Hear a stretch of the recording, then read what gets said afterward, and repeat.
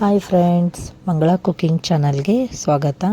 ನಾನಿವತ್ತು ತರ್ತರಿಯಾಗಿ ಬೆಂಡೆಕಾಯಿ ಚಟ್ನಿ ಯಾವ ಥರ ಮಾಡೋದಂತ ತೋರಿಸ್ತಾ ಇದ್ದೀನಿ. ಇದು ತುಂಬ ಟೇಸ್ಟಿಯಾಗಿರುತ್ತೆ. ನೋಡೋಣ ಬನ್ನಿರಿ. ಬೆಂಡೆಕಾಯಿ ಚಟ್ನಿ ಮಾಡೋದು ತೋರಿಸ್ತಾ ಇದ್ದೀನಿ. ನಾನೀಗೊಂದು ಸ್ವಲ್ಪ ಬೆಂಡೆಕಾಯಿ ಹಾಕಿದ್ದೀನಿ, ಅಂದರೆ 1/4 kgಗಿಂತ ಕಡಿಮೆ ಇದ್ದಾವೆ ಬೆಂಡೆಕಾಯಿ. ಈಗ ಗ್ಯಾಸ್ ಹಚ್ಚಿ ಬೆಂಡೆಕಾಯಿನ ನಾವು ಚೆನ್ನಾಗಿ ಹುರ್ಕೊಳಮ್ರಿ. ಒಂದು ಸ್ಪೂನಷ್ಟು ಎಣ್ಣೆ ಹಾಕ್ಕೊಂಡು ಬೆಂಡೆಕಾಯಿನ ಚೆನ್ನಾಗಿ ಹುರ್ಕೊಂಡ್ರಿ.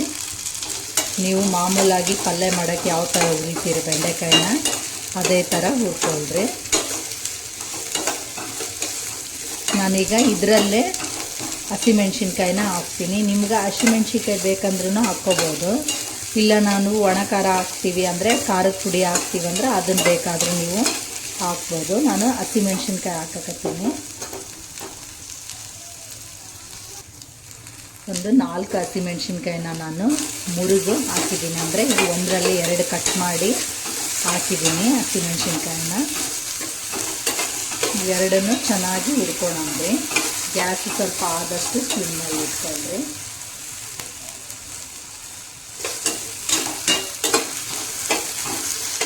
ಇವೆರಡು ಚೆನ್ನಾಗಿ ಫ್ರೈ ಆಗಲಿ.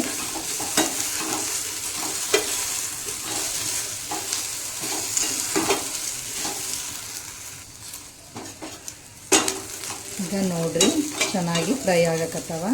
ನಾನೀಗ ಇದಕ್ಕೆ ಬಳಸ್ತಾ ಇರೋದು ಜವಾರಿ ಬೆಳ್ಳುಳ್ಳಿ ಬಳಸ್ತಾ ಇದ್ದೀನಿ. ಇವು ಜವಾರಿ ಇರೋದ್ರಿಂದ ಸಿಪ್ಪೆ ತೆಗೆ ಅವಶ್ಯಕತೆ ಇರಲ್ಲ. ಸ್ವಲ್ಪ ಬೆಳ್ಳುಳ್ಳಿ ಸ್ವಲ್ಪ ಜಾಸ್ತಿ ಹಾಕ್ರಿ, ಟೇಸ್ಟ್ ಚೆನ್ನಾಗಿ ಕೊಡುತ್ತಾ. ಬೆಂಡೆಕಾಯಿ ಚಟ್ನಿ ಬೆಳ್ಳುಳ್ಳಿ ಸ್ವಲ್ಪ ಜಾಸ್ತಿ ಇದ್ರೇ ಟೇಸ್ಟ್ ಚೆನ್ನಾಗಿ ಕೊಡುತ್ತಾ. ಈಗ ಇದು ಬೆಳ್ಳುಳ್ಳಿ ಎಲ್ಲ ಇದರಲ್ಲಿ ಸ್ವಲ್ಪ ಫ್ರೈ ಆಗಲಿ. ಈಗ ಇನ್ನೊಂದು ಸ್ವಲ್ಪ ಎಣ್ಣೆ ಹಾಕ್ಕೊಂಡ್ರಿ. ಇನ್ನೊಂದು ಸ್ಪೂನಷ್ಟು ಎಣ್ಣೆ ಹಾಕ್ಕೊಂಡ್ರಿ.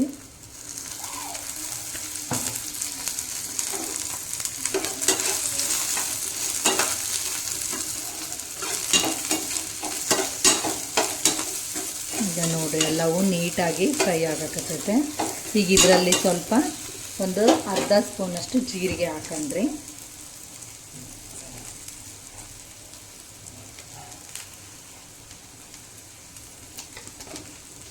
ಅರ್ಧ ಸ್ಪೂನಷ್ಟು ಜೀರಿಗೆ ಹಾಕಿ ಇದನ್ನು ಸ್ವಲ್ಪ ಚೆನ್ನಾಗಿ ಫ್ರೈ ಮಾಡೋಣ್ರಿ. ಇದರಲ್ಲೇ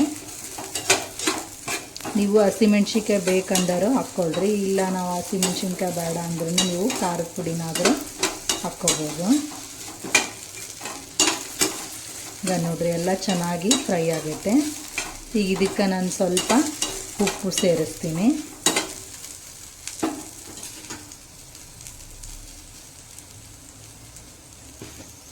ಇದಕ್ಕೆ ಸ್ವಲ್ಪ ಆದಷ್ಟು ಪುಡಿ ಉಪ್ಪನ್ನೇ ಹಾಕ್ರಿ. ಕಲ್ಲು ಉಪ್ಪು ಹಾಕಿದರೆ ಅಷ್ಟೊಂದು ಸಣ್ಣ ಆಗಲ್ಲ.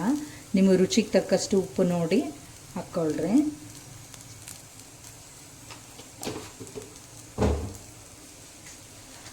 ಒಂದು ಸ್ವಲ್ಪನೇ ಸಕ್ಕರೆ ಹಾಕೊಂಡ್ರಿ.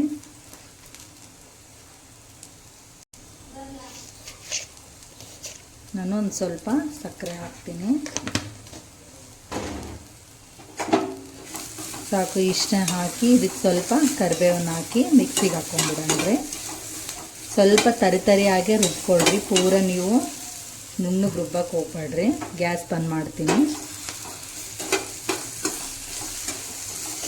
ಈಗ ಇದು ರೆಡಿ ಆಯಿತು. ಈಗ ಇದನ್ನು ಸ್ವಲ್ಪ ತಣ್ಣಗಾದ್ಮೇಲೆ ಮಿಕ್ಸಿಗೆ ಹಾಕ್ಕೊಂಡ್ರಿ. ಇಲ್ಲ ನೀವು ಪುಟಾಣಿ ಇತ್ತಂದ್ರೆ ಅದರಲ್ಲಾದ್ರೂ ನೀವು ಕುಟ್ಕೋಬೋದು. ಇದು ಆದಷ್ಟು ಸ್ವಲ್ಪ ತರಿಯಾಗೆ ಮಾಡಿಕೊಡ್ರಿ, ಟೇಸ್ಟ್ ಚೆನ್ನಾಗಿರುತ್ತೆ. ನಾನು ಸ್ವಲ್ಪ ಕರಿಬೇವನ್ನ ಹಾಕ್ತೀನಿ.